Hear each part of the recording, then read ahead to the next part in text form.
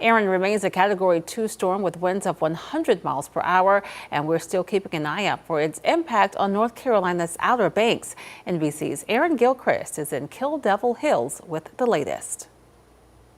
North Carolina's Outer Banks do expect to see tropical storm conditions before the sun goes down today. It's what people here have been preparing for the last several days. We know that evacuation orders have already been executed, really, as you look at Hatteras Island and Ocracoke Island along the Outer Banks here. And the expectation is that the waves you see behind me will continue to increase in ferocity and increase in size as the day goes on into tonight, when we also expect to see some rainfall, and into tomorrow as well. We know that the storm surge expectation is about 2 to 4 feet in this area. There's also a risk of coastal flooding really extending from South Florida all the way up to the Boston area. So any parts of the eastern seaboard can expect to see much more wave action and potentially flooding, more so than they might expect under these sorts of conditions, when we know that this large hurricane is still far out to sea. It's 400 or so miles plus maybe from the North Carolina coast at this point, but it's going to get a little bit closer, and that's when we expect to see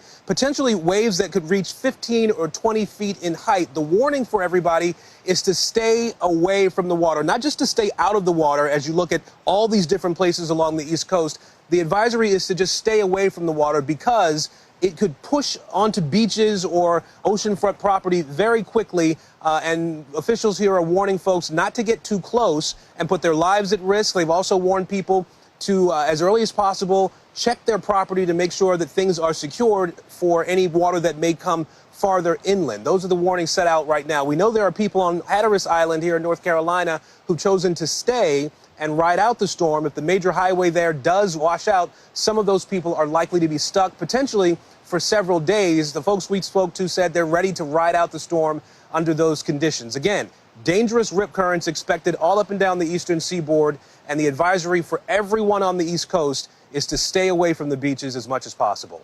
Back to you.